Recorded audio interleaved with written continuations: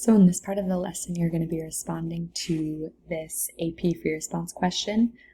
This video is here for you. You can skip through to certain parts of the question that you struggled with. You can try the question and then watch the video after, or you can watch the video and kind of follow through with my thinking step by step, up to you. And I'm going to start off by reading through the question.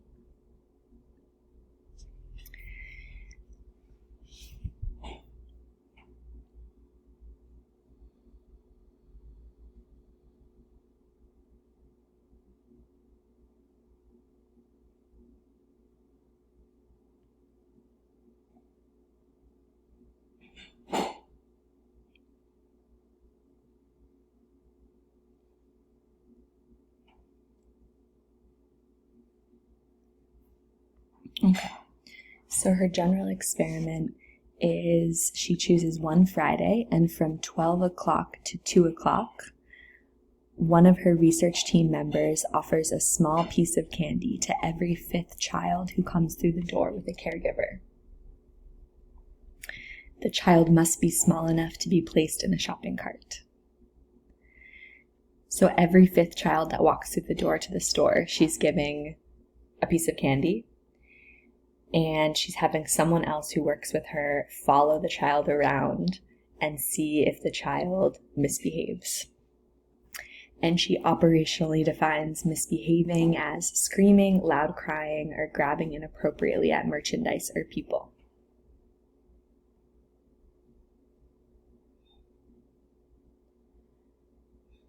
Okay, and then on the following Sunday from 12 p.m. to 2 p.m., she does the same thing, but this time she does not intervene. She doesn't offer any candy. And her goal is to compare the degree to which children act out and disturb other shoppers in the 2 conditions. So the 2 conditions would be with candy or without candy. Do children misbehave more when they're given candy, or do they misbehave more when they're not given candy? And her belief, or her hypothesis, is that the child, by distracting the child with sugar, the child will act out less. So on the day that she gives children the candy, she'll observe less instances of misbehavior.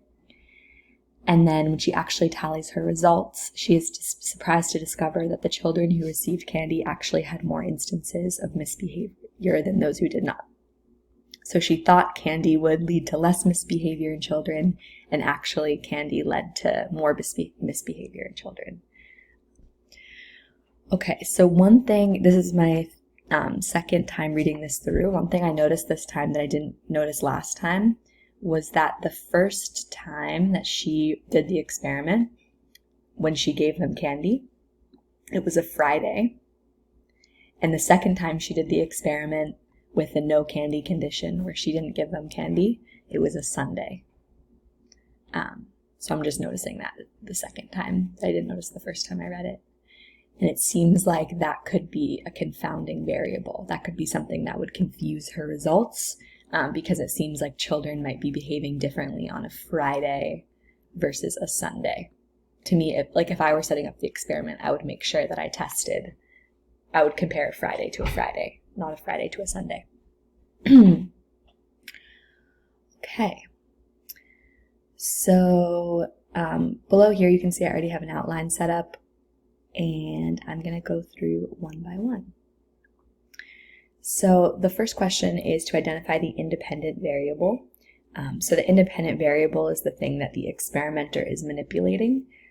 So in this case, what is Marnie manipulating? What is she changing? Well, the only thing that she's changing is whether she gives children candy or not. So she's manipulating or changing whether or not she gives the child a piece of candy, and then the dependent variable, the effect of that change would be how the child behaves. So let me type that out. The independent variable is if the child receives a piece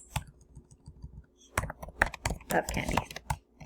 Okay, and I wouldn't actually include this, but I'm just going to do it for the sake of, in case they had asked for the dependent variable, I'll also include that.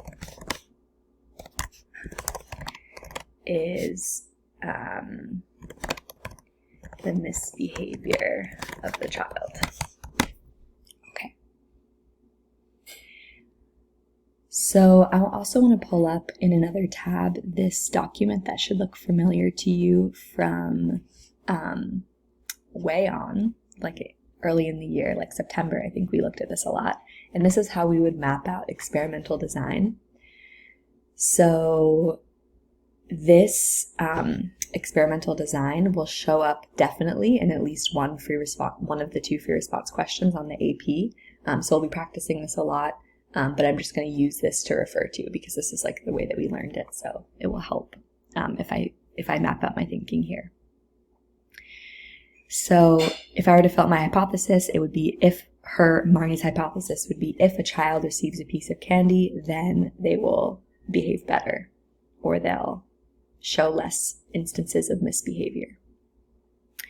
So that helps me identify my independent variable.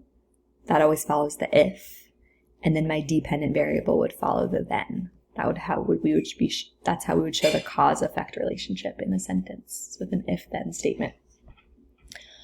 Okay, so the next thing we're asked about, and this is a little bit frustrating to be honest, is they call it subject assignment. They say Marnie's strategy for subject assignment. If I were writing this question, I would have been more specific and called it random assignment. So that's a little frustrating, but the word assignment should sound familiar, and it should remind you of random assignment. So when you think of random assignment, I want you to always think back to the Stanford Prison Experiment, because that visual of flipping the coin to assign the subjects to either be a prisoner or a guard, that's like the perfect visual for random assignment. So you want to imagine like a coin being flipped, heads prisoner, tails guard. The idea is it's this completely random thing, the flip of a coin, that determines which experimental group that you're a part of. And that's important for many reasons, which we'll get into later in the question. So how does she randomly assign children to the candy or the no candy group? It's a little bit tricky to think about in this case, but just think about how she's not intentionally choosing children, but what kind of random strategy is she using to randomly choose who she gives candy to. And if you look back in the question, the key is right here. She's offering a small piece of candy to every 5th child who comes through the door with a caregiver. So she's not like intentionally looking for children who are misbehaving and giving those children a piece of candy. That would kind of mess up her experimental method. She's instead just completely randomly saying, okay, every 5th child that walks through the door is going to get a piece of candy. And that's how I'm randomly assigning my subjects to the candy condition versus the non-candy condition. So her strategy for subject assignment is to give every 5th child who walks through the door, can't spell that word, a piece of candy. And then this ensures the children who are in what she calls the candy condition are completely random. Right? She can't control who comes in the door at what time, so that would be a random assignment to a condition. Okay. But it's the same idea as flipping a coin, that same idea of randomness and chance that determine what experimental condition the subject is exposed to. Okay, the next one asks for one extraneous variable. So going back to our experimental map from September, we called these confounding variables. It's the same thing. Extraneous means extra. You can see the word extra right in the word. So it's extra or outside. So it's a variable that is kind of outside of the experiment, outside of what the experimenter is trying to do, but that could still affect the results. So it's something, something that could confuse or confound the results because it's outside the contained or the contained or the controlled environment of the experiment. Okay, so I'm just going to put in parentheses confounding variable, and that's a good thing to know, is that those are synonyms: extraneous variable and confounding variable. Okay, so what's something that's going on here that could confuse the results? Something that could affect if children are misbehaving or not, that has nothing to do with candy. So there are so many things to think of here. Anything that could affect if a child is misbehaving. So I would think of like, what's the life for child like at home? What are the parenting styles like? What is like the natural personality or disposition of the child? Is it an only child? Does the child have siblings? Any factor you can think of that would affect if the child is misbehaving or not would be appropriate here. I'm just going to include the one that I noticed because it's right in the question, and that is the one I mentioned before about how the first time she does the experiment is on Friday and the second time is on Sunday. So I'm going to say it could be the day of the week.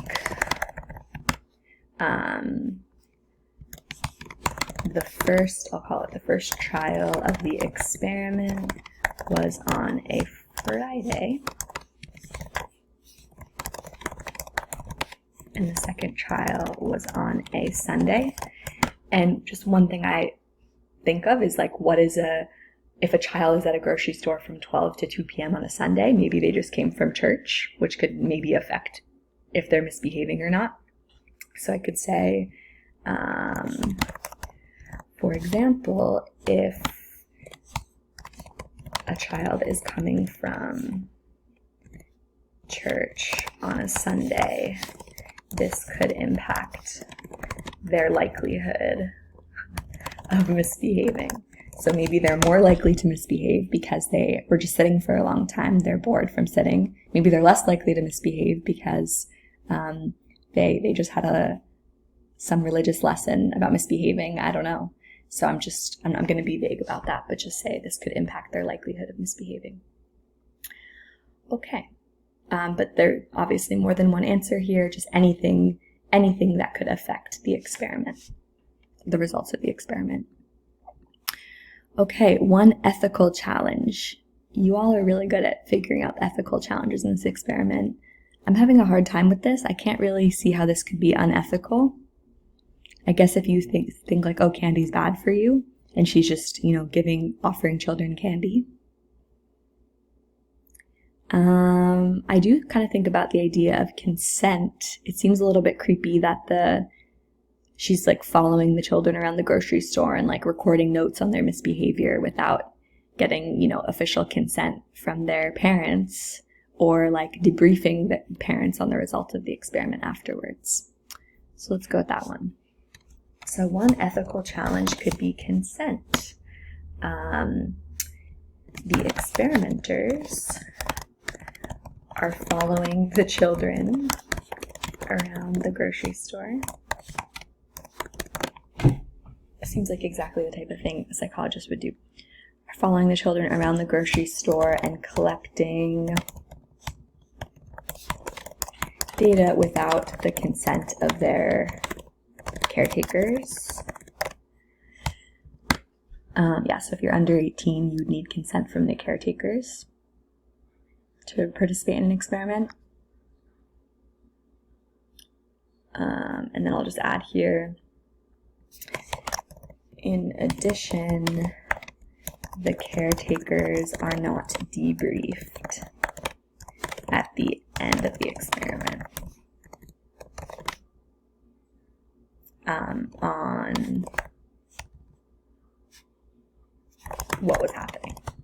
So I guess I would perhaps say that it was more ethical if afterwards they told the parents, like, oh, your child was part of this experiment, here's what we found, that's why we were following you around the grocery store. If there was some element of debriefing, I could see I would maybe overlook the issue of consent in this case.